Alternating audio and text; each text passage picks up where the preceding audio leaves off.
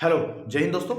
स्वागत है आपका फिर से हमारे इस यूट्यूब चैनल में जिसका नाम है सीजी नॉलेज विद डीके में। आज हम जो है छत्तीसगढ़ पंचायत निर्वाचक नियम 1995 में कुछ नियम को अपन क्या करेंगे डिटेल से अपन देखेंगे। ठीक है, तो शुरू करते हैं बिना कोई समय गंवाए।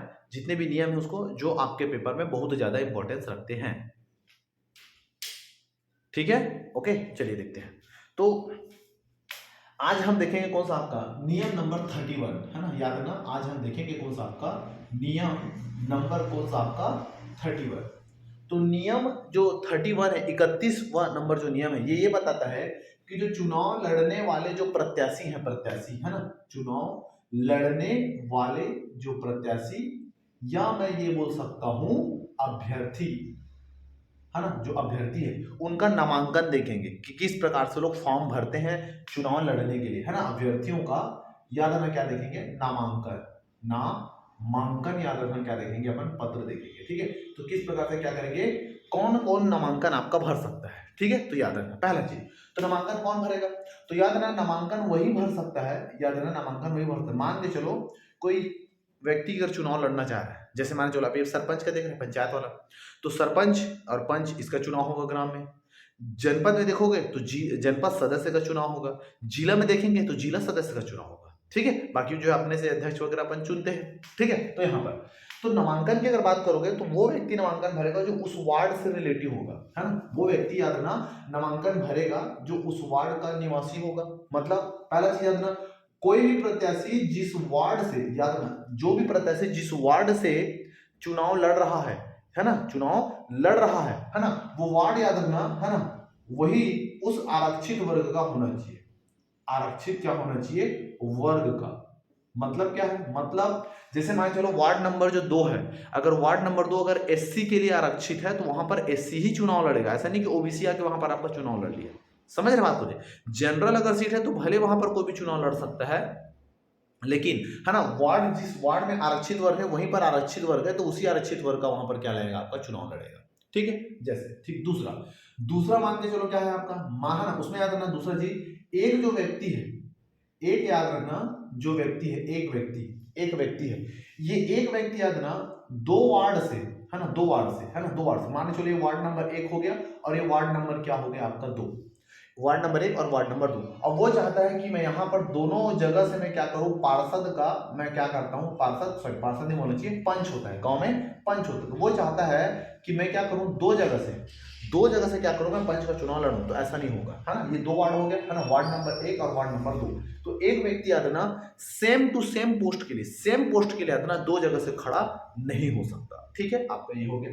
ठीक, दूसरा व्यक्ति याद, दूसरा चीज याद रखना, तो एक व्यक्ति सेम पोस्ट के लिए याद रखना पंच नहीं लड़ सकता। दूसरा, है ना, अगर मान के चलो, है ना, एक व्यक्ति जो है, एक याद रखना आपका जो व्यक्ति है, एक जो व्यक्ति है वो दो अलग अलग पोस्ट के लिए, अलग अलग पोस्ट के लिए, मतलब एक व्यक्ति पंच के लिए भी नामांकन भर सकता है, साथ साथ सरपंच के लिए भी। यहाँ पर पोस्ट अलग अलग है, सेम पोस्ट के लिए भरता है तो नामांकन कैंसिल हो जाएगा, उसको वापस लेना पड़ेगा अंतिम में।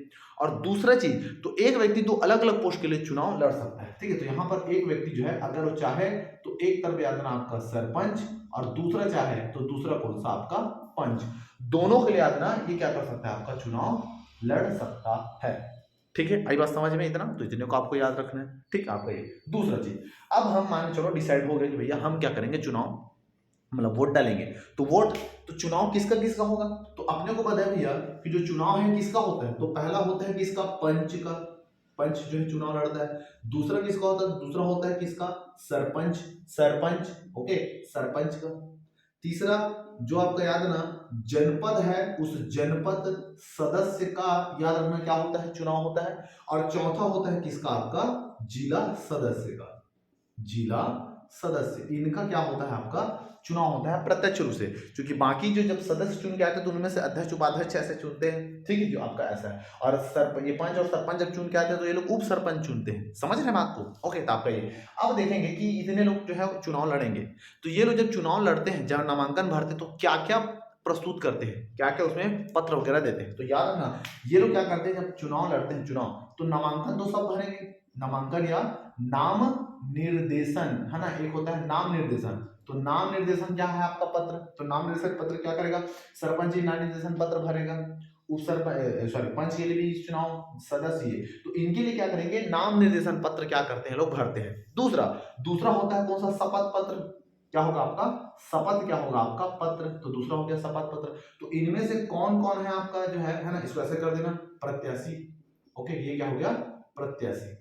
तो कौन प्रत्याशी शपथ पत्र भरता है, तो शपथ पत्र की बात करें, जिला सदस्य भी याद रखना भरता है आपका शपथ पत्र। जनपद सदस्य का अगर चुनाव लड़ रहा है तो भी भरते हैं। दूसरा सरपंच का चुनाव लड़ रहा है तो भी भरते हैं। और उसके अलावा पंच का चुनाव लड़ते हैं तो याद रखना भर सकते हैं, जरूरी नहीं है, यहाँ पर याद रखना है ना, यहाँ पर याद रखना आपका जरूरी नहीं है कि वो क्या करे आपका, जरूरी नहीं है ना, जरूरी नहीं है कि वो क्या करे आपका शपथ पत्र प्रस्तुत करें, तो जरूरी नहीं है, या ये माने चलो यहाँ पर है ना, वही जरूरी मतलब अनिवार्य यहाँ पर आपका नहीं है। तो ये हो गया कौन सा आपका नियम नंबर कौन सा आपका 31। ठीक है जी, तो इतने को आपको याद रखना है। पेपर में पूछता है कि सरपंच उप सरपंच ये है ना जनपद से, इसमें से कौन शपथ पत्र नहीं भर सकता, या जिसको शपथ पत्र भरने की आवश्यकता नहीं है, तो किसको नहीं है, तो ये नहीं है किसको, आपका पंच को। ठीक है, तो उम्मीद करता हूँ कितना समझ में आया होगा। एक बार इसका स्क्रीनशॉट ले लीजिए।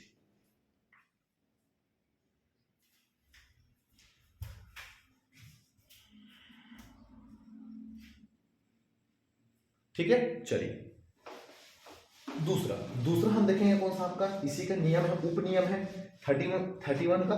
तो 31 का याद आना उप नियम है जिसका नाम है ना जी 31A।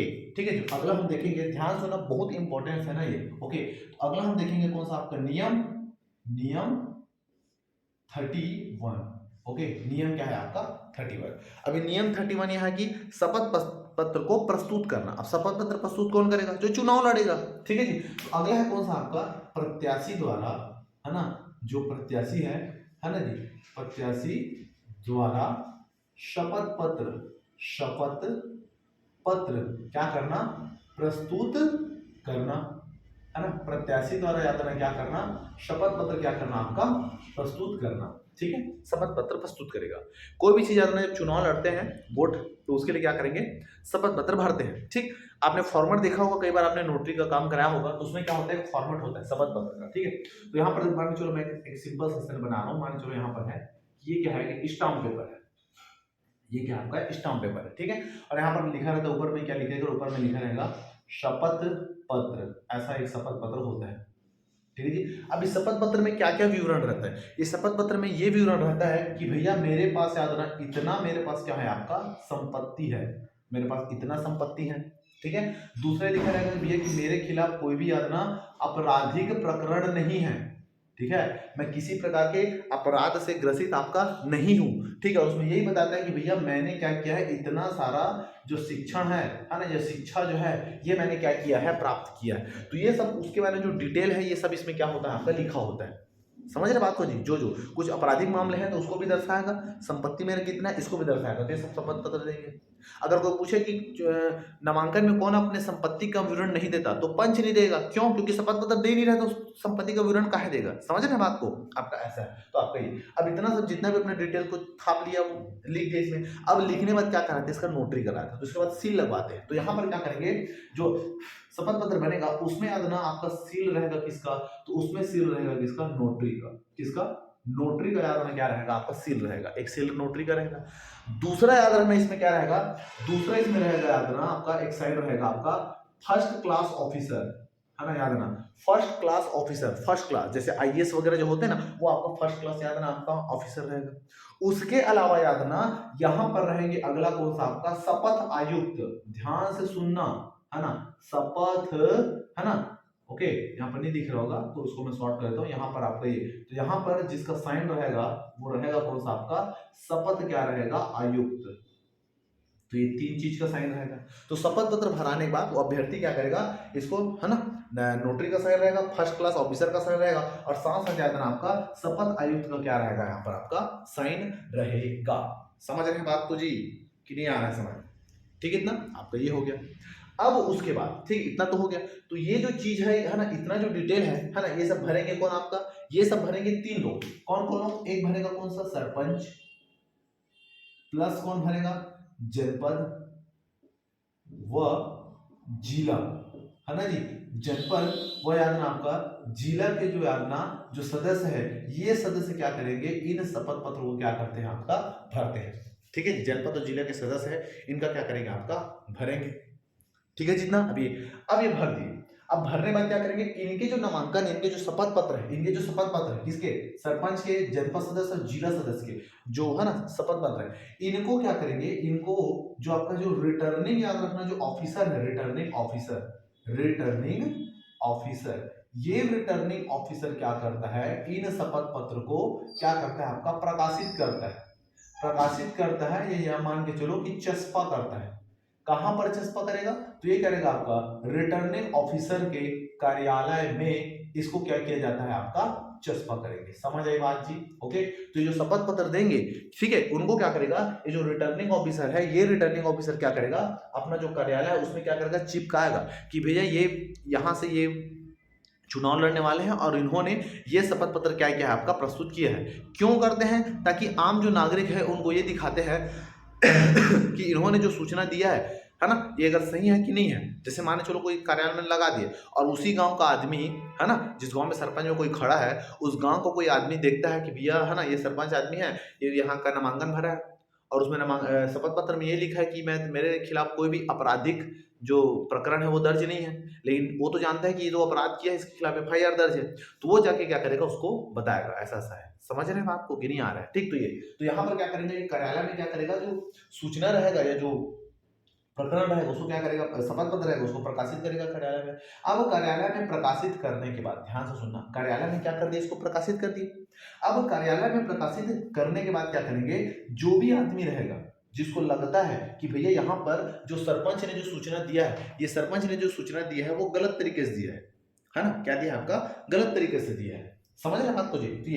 तो मान के चलो कार्यालय में जो सूचना आपका प्रकाशित है, अब ये जो कार्यालय में जो प्रकाशित यादना सूचना या प्रकाशित यादना जो आपका जो शपथ पत्र यादना जो प्रकाशित किया गया है, यहाँ पर शपथ पत्र प्रकाशित किया गया है, इस शपथ पत्र के खिलाफ अगर मान के चलो किसी भी व्यक्ति को क्या करना है, दावा आपत्ति करना है। किसी भी व्यक्ति को क्या करना है, दावा आपत्ति अगर करना है, तो दावा आपत्ति करने के लिए क्या करेगा, जो दावा आपत्ति करने वाला कैंडिडेट है, मान के चलो मैं बोल रहा हूँ कि ये मान के चलो कोई कैंडिडेट है, ठीक है जी। ओके, ये मान के चलो क्या है, कोई आपका कैंडिडेट है। अब ये कैंडिडेट चाहता है कि मैं क्या करूं, उस सरपंच के खिलाफ या फिर जो शपथ पत्र प्रस्तुत किए उसके खिलाफ अगर दावा आपत्ति करना चाहता है ये शख्स, तो ये शख्स खुद क्या करेगा, एक शपथ पत्र बनाएगा, ये क्या करेगा, शपथ पत्र बनाएगा और बताएगा कि भैया किसके खिलाफ ऐसा ऐसा है, ऐसा करके कि ये जो दिया है सूचना या शपथ पत्र में दर्ज है वो गलत है। तो ये शपथ पत्र क्या करेगा, प्रस्तुत करेगा, बनाएगा शपथ पत्र और इस शपथ पत्र को देगा किसको, आपका इस रिटर्निंग ऑफिसर को देगा, रिटर्निंग ऑफिसर को देगा कि साहब इसने जो दिया है वो क्या आपका गलत है। तो ऐसा नहीं है कि रिटर्निंग ऑफिसर तुरंत खुद देगा कि चलो भाई ये दे दिया है तो अब इसको बर्खास्त करते, ऐसा नहीं है। ठीक है, तो ये क्या करेगा, रिटर्निंग ऑफिसर ये जो शपथ पत्र दिया है, ठीक, ये जो शपथ पत्र दिया है, ठीक है, तो ये जो रिटर्निंग जो ऑफिसर है इसके द्वारा दिया गया जो याद रखना जो शपथ पत्र है वो ये शपथ पत्र, ठीक है, ये सब देखो पहले मान चलो एक मान चलो कार्यालय का क्या है आपका नोटिस बोर्ड है। अब ये कार्यालय के नोटिस बोर्ड में जो मान चलो कोई सरपंच है, उस सरपंच का ये क्या था, ये शपथ पत्र था, ठीक है, ये सरपंच क्या था आपका शपथ पत्र था जो चुनाव में खड़ा हुआ है। ठीक, अब ये व्यक्ति क्या किया, जो शपथ पत्र में कुछ गड़बड़ी है उसके लिए इसने क्या किया, आपका खुद का एक शपथ पत्र तैयार किया और ये बोला कि सरपंच ने जो डिटेल दिया है वो गलत है। तब रिटर्निंग ऑफिसर के पास गया है शपथ पत्र। अब रिटर्निंग ऑफिसर क्या करेगा, सरपंच मतलब जहां पर जो सूचना पटल है कार्यालय उसमें भी इस अभ्यर्थी का जो शपथ पत्र है उसको भी ठूंस देगा वहां पर। समझ रहे बात। तो शपथ पत्र जो अभ्यर्थी या जो दावापत्ति करता है उसका भी याद रखना क्या करेगा, जो शपथ पत्र है उसका भी शपथ पत्र वो क्या करेगा, यहाँ पर आपका लगाएगा। ठीक है, तो जो शपथ पत्र किसका, जो दावा आपत्ति किया ना, दावा आपत्ति किया उसका भी शपथ पत्र क्या करेगा, यहाँ पर आपका लगाएगा। ऐसा नहीं कि सीधा वो कर देगा, जांच नहीं करेगा, जांच बाद में होगा। जांच कहां पर होगा आपका, बाद में। ठीक है जी, तो ये हो गया भैया कौन सा आपका नियम नंबर कौन सा आपका 31 क्या होगा आपका ए।